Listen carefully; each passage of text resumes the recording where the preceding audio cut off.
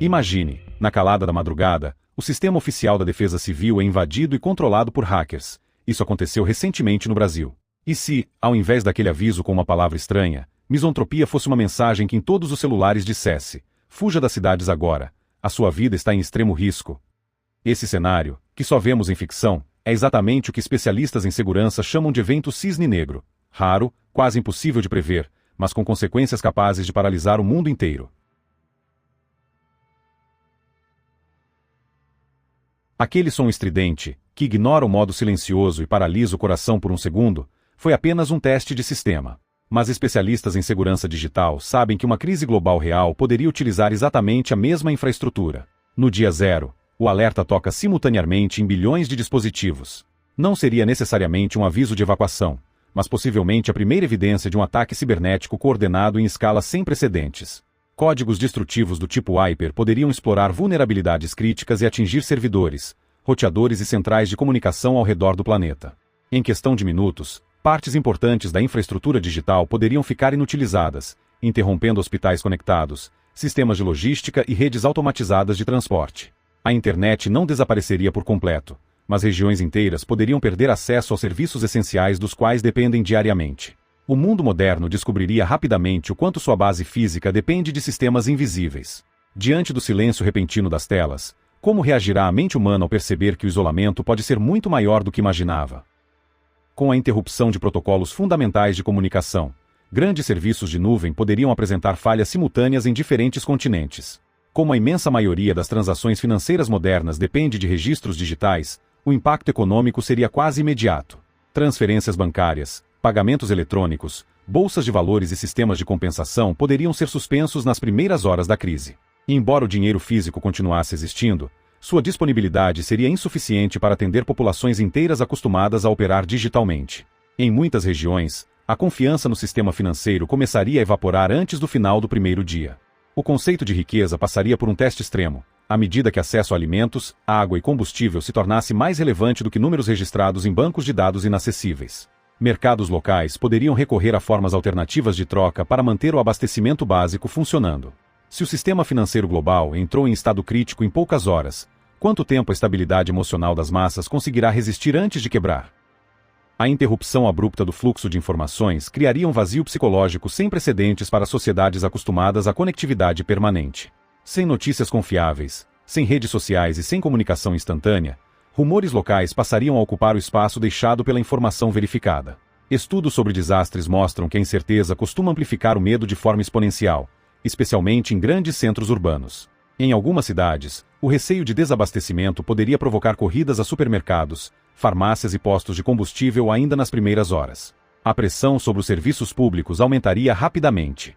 Sistemas de emergência dependentes de comunicação digital enfrentariam dificuldades crescentes para coordenar respostas em larga escala.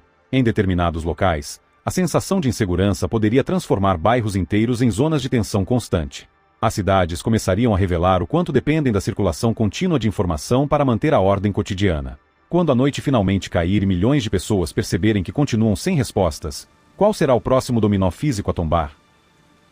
A escuridão engole o planeta de forma irreversível. Sem o ecossistema digital para monitorar as cargas e equilibrar a distribuição de energia, os sistemas automáticos que controlam as subestações elétricas e as grandes hidrelétricas entram em pane estrutural profunda. Usinas térmicas e reatores entram em desligamento de emergência automático para evitar catástrofes maiores, mergulhando as principais metrópoles do planeta na escuridão total. Os semáforos apagam, trens metropolitanos travam nos trilhos e elevadores se tornam prisões verticais escuras. O efeito cascata atinge a infraestrutura física mais básica, paralisando indústrias, sistemas de refrigeração de alimentos e centros de distribuição automatizados. O mundo moderno descobre, da pior maneira possível, que o asfalto depende inteiramente de uma corrente elétrica invisível para continuar pulsando e alimentando seus cidadãos. Sem energia para manter os serviços essenciais funcionando, como a biologia humana reagirá à falta do recurso mais vital à vida? A falta de eletricidade desencadeia a crise biológica definitiva. Sem energia nas redes de distribuição, as potentes bombas hidráulicas param de funcionar e a água encanada deixa de chegar às torneiras de bilhões de pessoas. Ao mesmo tempo, as estações de tratamento de esgoto transbordam sem os controles digitais automatizados, contaminando rios, mananciais e lençóis freáticos urbanos em poucas horas. Populações desesperadas pela sede passam a consumir qualquer água disponível, iniciando surtos imediatos e fulminantes de doenças fatais como o cólera e a disenteria. O cenário médico se torna catastrófico, com milhares de novos enfermos inundando prontos socorros a cada hora.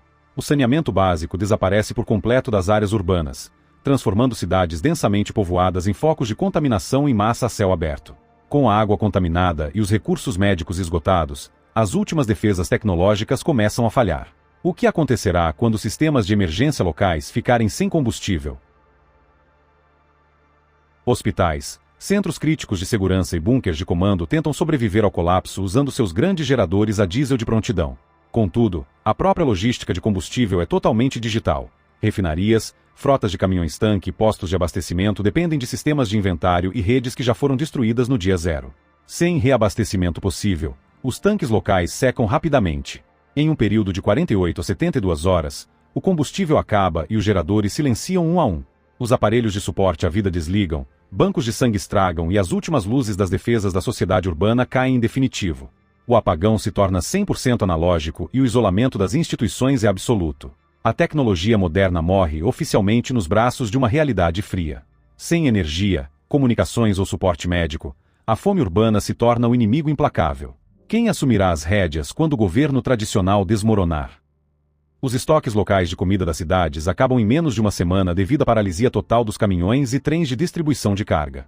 Os governos perdem o controle político tradicional baseado em ministérios, leis civis e burocracias obsoletas. A única saída para manter a soberania é a decretação imediata da lei marcial.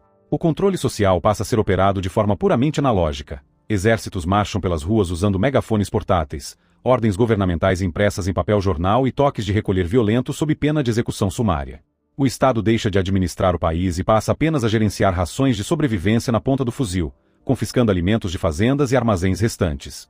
No entanto, a logística militar analógica falha em escala nacional pelas distâncias continentais. Se a autoridade central não consegue sequer alimentar seus soldados nas ruas, quanto tempo os governos históricos durarão antes de caírem no esquecimento? A incapacidade de coordenar recursos sem tecnologia acelera a fragmentação política do planeta.